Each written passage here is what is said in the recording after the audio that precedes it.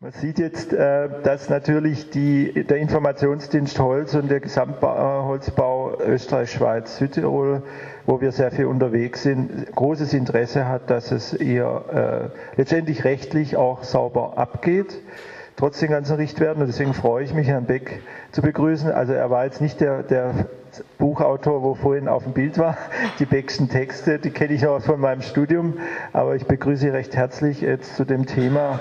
Herr Beck, dass Sie ihn einordnen können, ist Assessor des Rechts aus Ostfildern und Leiter des Referats Recht im Landesverband Holzbau Baden-Württemberg, und er berät und betreut 1100 Mitgliedsunternehmen in Baurechtsfragen. Holzbau Baden-Württemberg wird im Fachbereich Technische Beratung vom Bundesministerium für Wirtschaft gefördert. Das habe ich gefunden, Herr Beck. Und ich denke mal, dass Sie viel berichten können aus der täglichen Telefonpraxis und Beratung der Unternehmen. So, meine Damen und Herren, zunächst mal einen wunderschönen guten Morgen. Wie der Herr Weinisch schon vorgestellt hat, mein Name ist Bernhard Beck. Ich bin beim Zimmerverband oder Holzbau Baden-Württemberg seit jetzt 20 Jahren.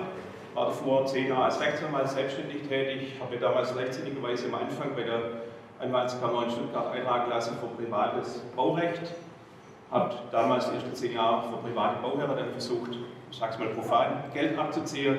Und dann seit 20 Jahren die Seite gewechselt und kenne auch die Schadstoffproblematik von Zimmereibetrieben. Also bei mir laufen im Zweifel die Problemfälle zusammen, also auch in diesem Bereich.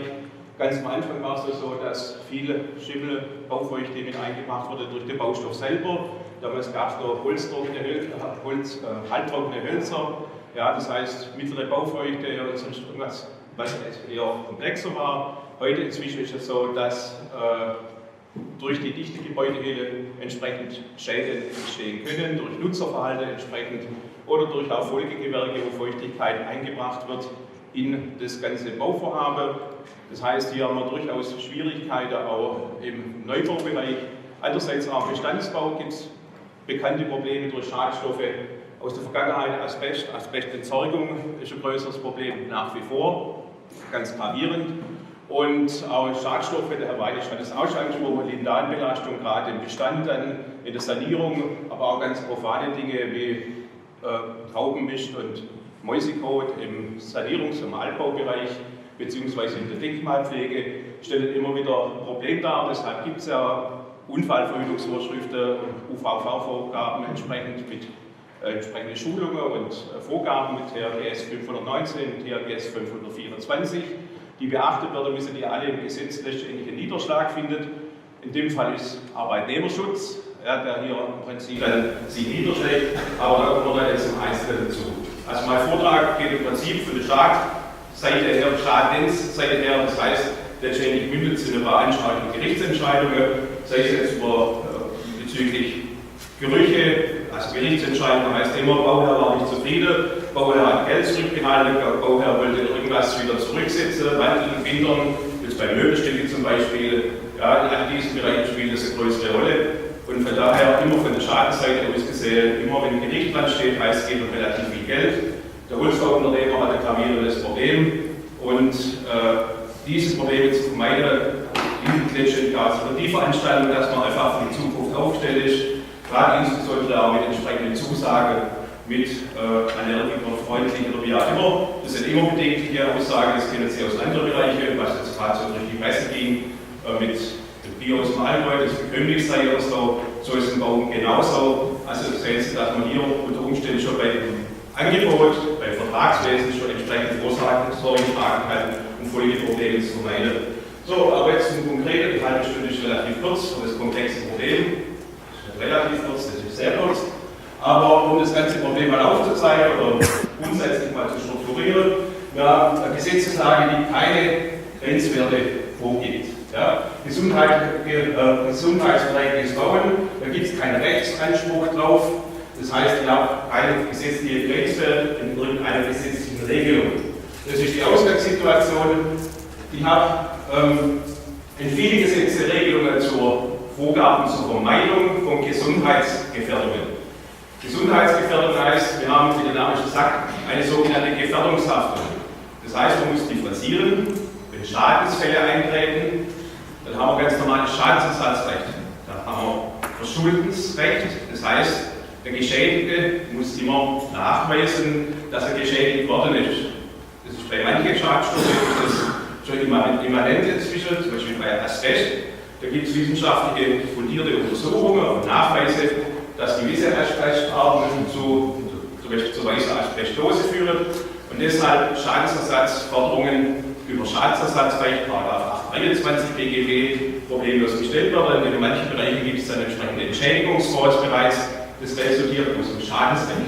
Schadensrecht hat man gesagt, für den Geschädigte, egal ob jetzt in der Gesundheit, im Leben oder im Eigentum, beziehungsweise im Vermögen, dass derjenige entsprechend beweispflichtig ist. Das heißt, er hat normalerweise die Obliegenheit der Beweisführung und das ist unter Umständen das große Problem.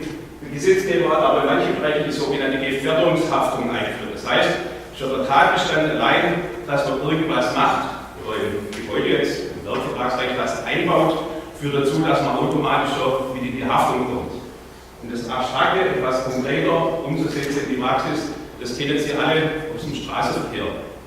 Jeder, der ein Kraftfahrzeug führt, haftet automatisch nach § 7 Straßenverkehrsgesetz aufgrund einer Gefährdungshaftung. Das merken Sie daran, wenn Sie irgendeinen Verkehrsunfall haben, wo Sie meinen, Sie seien nicht dran schuld, weil Ihnen einer Vorfahrt genommen hat, dann sind Sie trotzdem mit in der Haftung, quotenmäßig.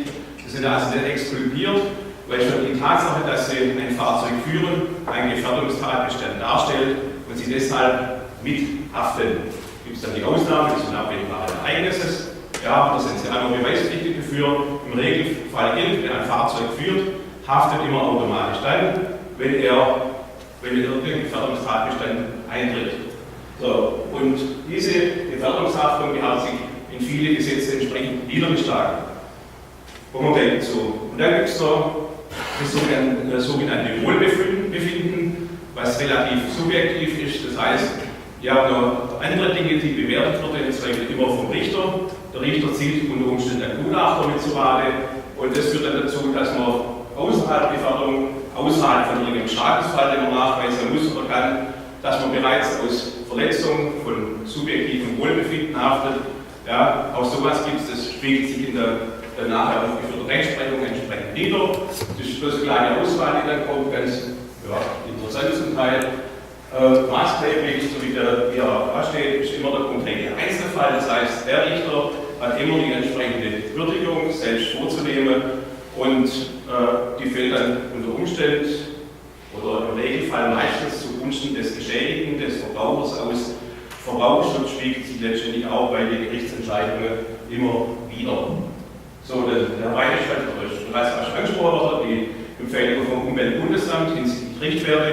Das ist natürlich ein maßgebliches Instrument, um jetzt eine Gefährdung zu bestimmen oder nicht zu bestimmen. Das heißt, die Gefährdung reicht dann schon aus. Die braucht durch die Verletzung der Richtwerte keinen Schaden, weil irgendwer entsteht, keine Gesundheitsbeeinträchtigung, sondern allein die Verletzung der Richtwerte reicht aus, um letztendlich einen Minderungsanspruch, um einen Gewährleistungsanspruch zu generieren. Ja, also von daher ist das ein Kriterium. Darüber hinaus kommen natürlich noch viele andere Kriterien. Das sind andere wissenschaftliche Erkenntnisse, medizinische Untersuchungen. Das sind dann auch sachverständige Gutachter, die da eine Rolle spielen. Und das kennen ja viele von Ihnen aus der Praxis des Lebens, wenn dann ein Gerichtsverfahren stattfindet, egal ob es im Bereich der Mangelfeststellung oder Bewertung ist, kommt halt ein Gutachter und sagt, hier ist die entsprechende Belastung da. Unter Umständen jetzt hier spielt auch ein medizinisches Gutachter, wenn eben Gesundheitsbeeinträchtigung nachgewiesen wird über einen Gutachter, dann wird der Richter immer dazu neigen, hier so irgendwelche Schadensansprüche überzuführen. Weitere maßgebliche Kriterien sind, wie gesagt, bei Bauherren, Niedernutzer immer die gesundheitliche Wohlbefinden. Und wenn gesundheitliche Beschwerden auftauchen, wird das Gericht immer entsprechend natürlich bewertet. Bei vertraglich vereinbarten Richtwerten, Grenzwerten, da hat Herr Weinisch schon neues darauf hingewiesen, vollkommen zu Recht, dass hier, wenn man sowas in der Vertrag mit aufnimmt, natürlich der Weg zu irgendeinem Gewährleistungsfall, Folgeprobleme vorgezeichnet ist. Das birgt natürlich immer gewisse Rechtsrisiken, weil das immer beim Problem der zugesicherten Eigenschaft. Genauso ist bei der wirksame Aussage entsprechend, das habe ich schon andeutet, das hat einerseits wettbewerbsrechtliche Konsequenzen. Was ist ein Richter freundlich, ja immer. Das mit wohlbefindlichen mit dem Bier aus dem Allgäu, das bis zum EGH getragen wurde letztendlich austragen, weil es dann gewisse Werbewirkung gehabt hat für die Brauerei, deshalb hat die relativ viel Geld ausgegeben, um bis zum EGH zu gehen. Nichtsdestotrotz ist das letztendlich nicht nachweisbar. Das heißt, über Mitbewerber kann man da schon Probleme kriegen, aber auch in der Sache hat man dann deutlich höhere Anforderungen, als sonst eigentlich als vertragsgerechte Leistung geschuldet wäre. Das heißt, durch solche Aussage, das setzt einfach die Anforderungen bei einer eigenen Leistung entsprechend deutlich höher.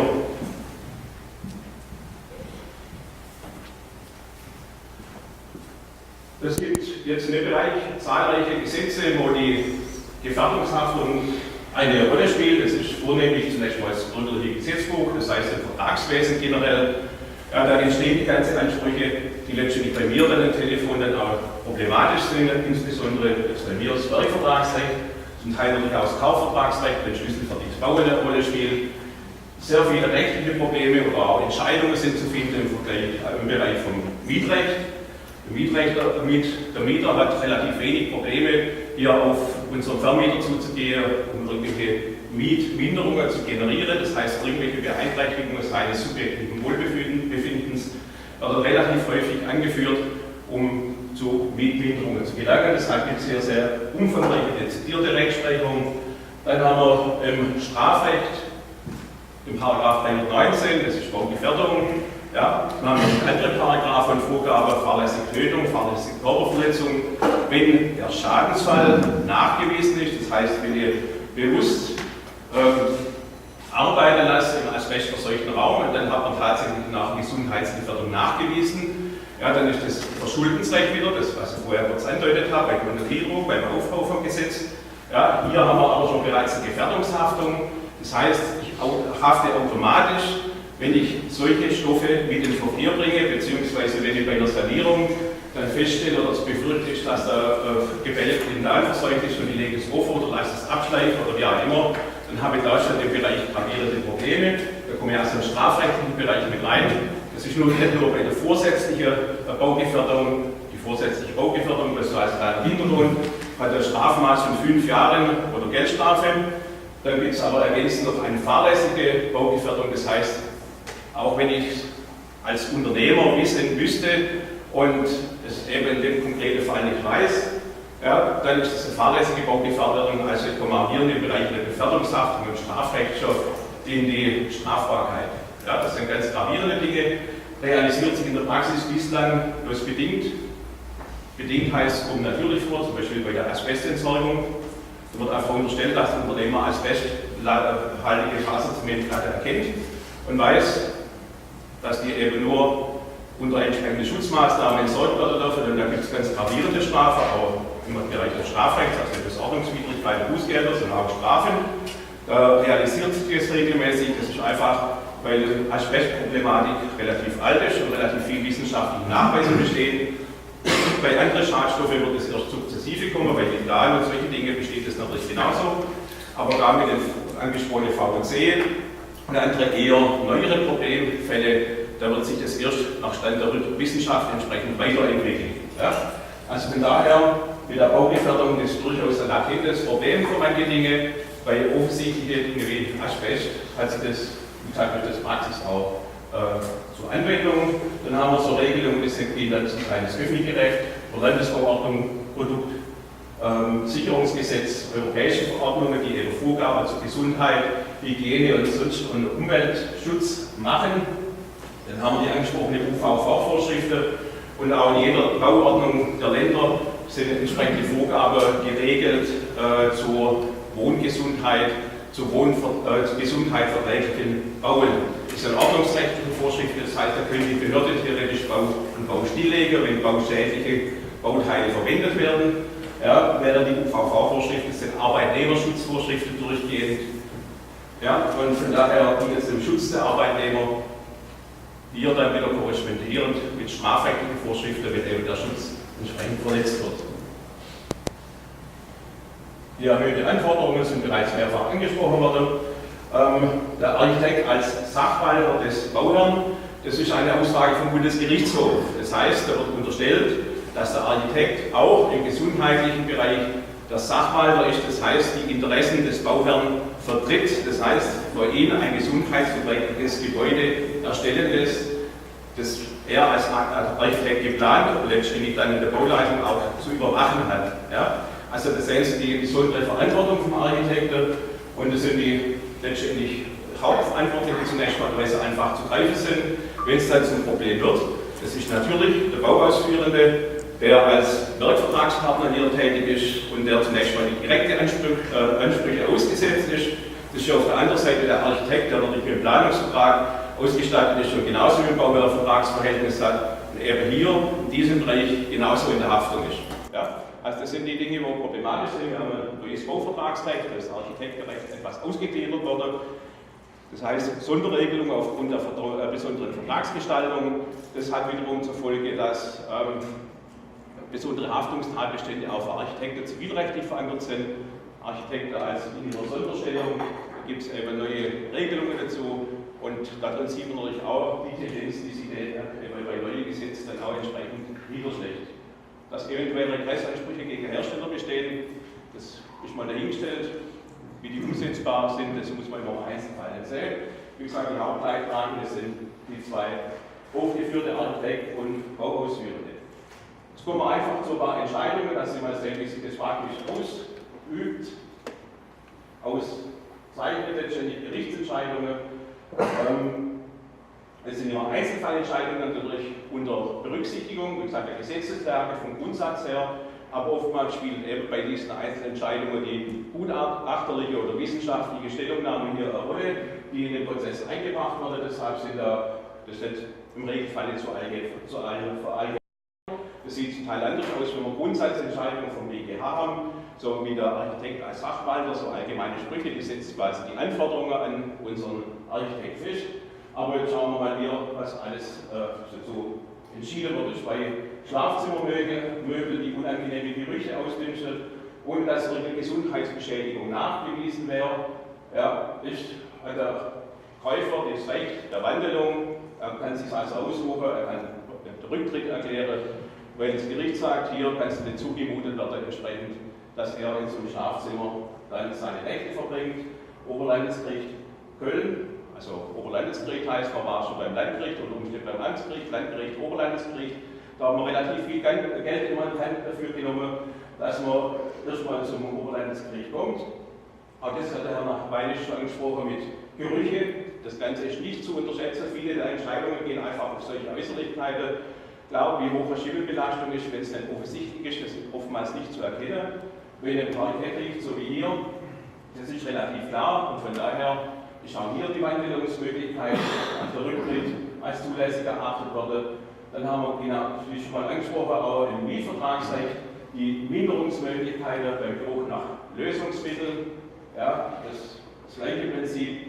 Dann 100% Mietminderung, das ist ja ganz unerheblich. Bei Staubbelastung, das ist also Mineralfaserbelastung, das kriegt keine Miete, wenn der entsprechende Belastung nachweisen kann, mit den gesundheitlichen Folgen, die zum Teil auch nachgewiesen sind. Das heißt, die kriegt einen Attest vom Arzt und sagen, ihr habt vorher keinen Reizhusten gehabt, ihr habt keine, was weiß ich, tränende Augen gehabt und ähnliches. Und dann wird bescheinigt, dass das aller Wahrscheinlichkeit nach, oder dass es aus erhöhter Staubbelastung resultieren kann. Und dann zahle ich auf einmal keine Miete mehr, für den Vermieter eher unabwegig. Dann Oberlandesgericht haben, also das sind immer die entsprechende Zeitschriften, wo das nachzulesen ist oder zu finden ist, zu recherchieren. Mietminderung entsprechend bereits bei dem Risiko von einer schadstoffbelasteten Wohnung.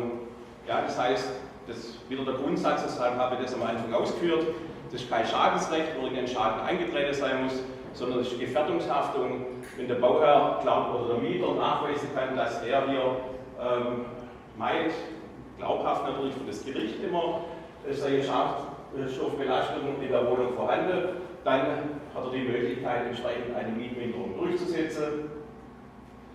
Bei begründetem Anlass muss der Vermieter die Kosten für die entsprechende Schadstoffprüfung tragen. Das heißt, der Bauherr oder der Mieter muss das entsprechend prüfen und sagen, hier, er muss gewisse Indizien vortragen, die glaubwürdig sind. Dann ist unser Vermieter wiederum in der Beweislast, dass er sagt, meine vermietete Wohnung ist nicht kontaminiert mit irgendwelchen Schadstoffen. Das heißt, da entstehen natürlich ganz unerhebliche Kosten entsprechend dafür. Dann Asbestbelastung, ein bekanntes Problem, halt parallel zu den angesprochenen Schimmelproblematik, gebrochene Asbestfliese, Mietminderung, also gibt es sehr viel Rechtsprechung, das heißt so UVM und vieles mehr. Da findet Sie in der Kommentierung seitenweise entsprechende Nachweise, Nachspeicheröfen, gewisses Risiko, da ist wieder Asbest natürlich ausgekleidet. Dann gibt es überall Minderungsbeträge in verschiedener Höhe, das heißt immer entsprechend der Einzelfallrechtsprechung.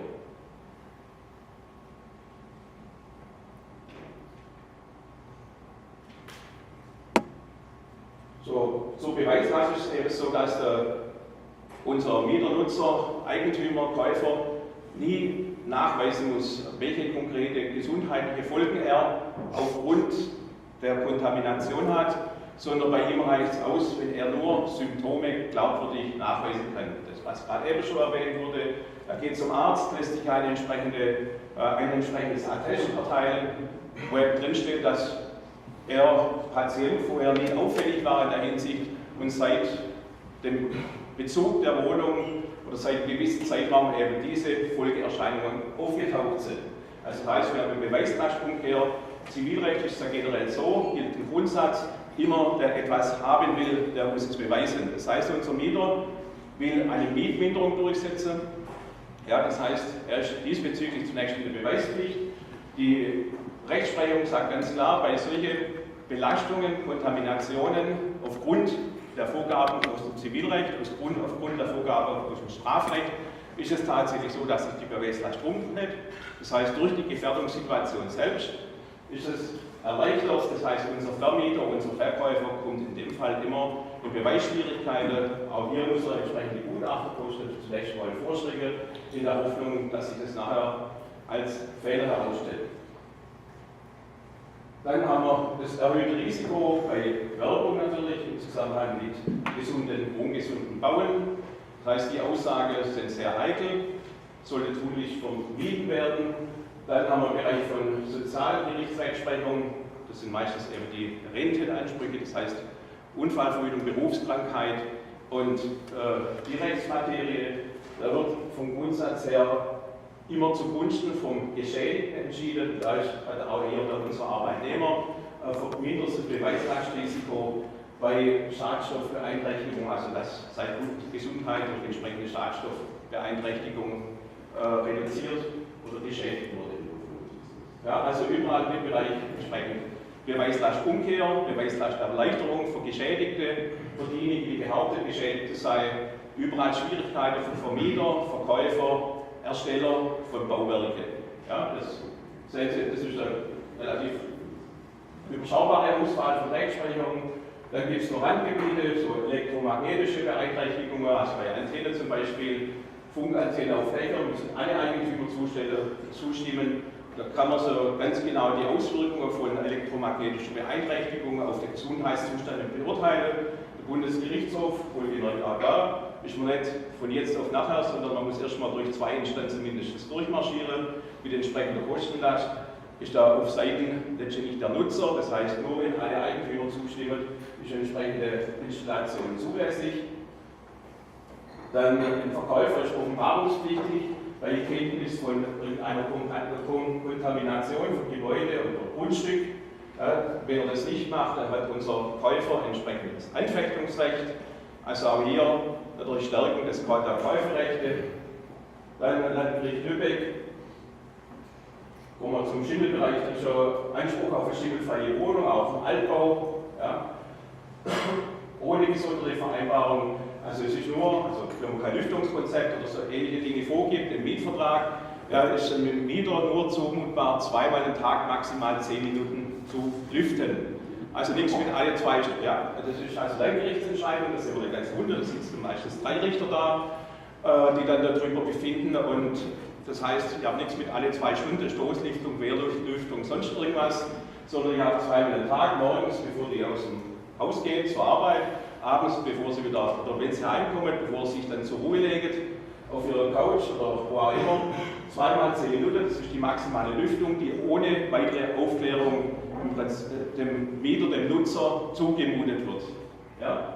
Und da ist natürlich wichtig im Bereich, wenn solche Wohnungen saniert werden, vermietet werden, wie auch immer, verkauft wird im Altbaubereich, das entsprechende Lüftungskonzepte, das ist natürlich erforderlich auch im Neubau mit entsprechender Lüftungsanlage.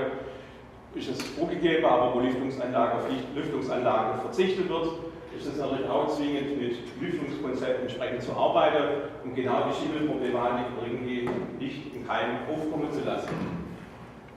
Der Vermieter, auch hier wieder Beweislastproblem, ist beweispflichtig für die Schadensursache, also gerade bei Schimmelbildung. Das heißt, hier muss zunächst mal unser Vermieter in Vorlage gehen und den Gutachter beauftragen, um mögliche Schimmelursachen festzustellen oder dass kein Schimmel vorhanden ist. Das ist ja Ihr Vermieterinteresse. Üblicherweise, so wie ich es gerade gesagt habe, Zivilrecht, jeder muss das beweisen, was er haben will. Mieter behauptet Schimmel, üblicherweise müsste er es beweisen, wenn es nach dem Grundsatz geht. In diesem Kontaminationsfeld eben gerade andersrum, aufgrund der Tatsache der Geldverordnungsauffüllung.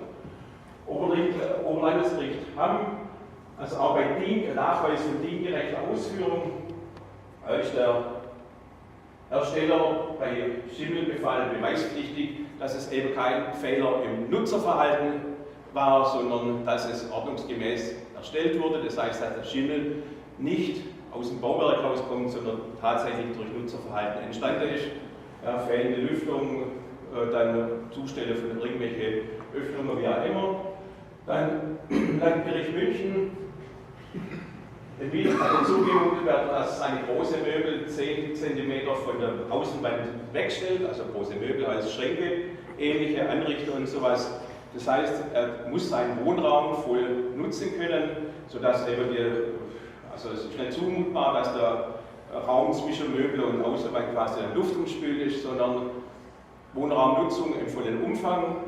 Das heißt, hohe Anforderungen letztendlich an die Außenwanddämmung. Das heißt, auch wieder für Vermieter entsprechender wirtschaftlicher Aufwand, um das Ganze so darzustellen, dass es eben schimmelfrei dann nutzbar ist. Bundesgerichtshof.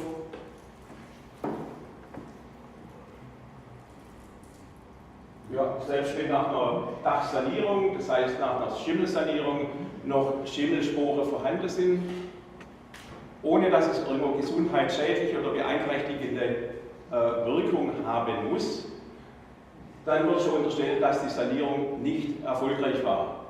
Auch da mit der Differenzierung schädliche Schimmelsporen, weniger schädliche, holzzerstörende, farbverändernde, wurde da gar nicht gemacht. Auch hier, wir sind beim Bundesgerichtshof, das heißt höchstrichterliche Entscheidungen, natürlich auch im Einzelfall, aber hier ist ein Dachstuhl saniert worden und danach sind noch Schimmelsporen auffindbar gewesen.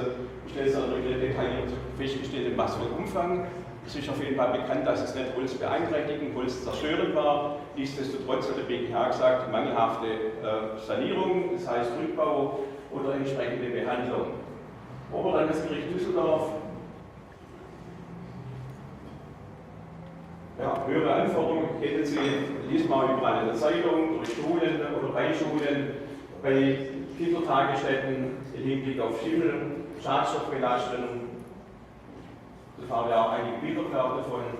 Dann gibt es, wie gesagt, zahlreiche weitere Entscheidungen zur Asbestentsorgung. Die sind zu einer Schadensersatzanspruch, weil ein Mieter, Nutzer Angst, also psychische Belastung gehabt hat, durch die Befürchtung, dass sein Gebäude Asbest verseucht sei.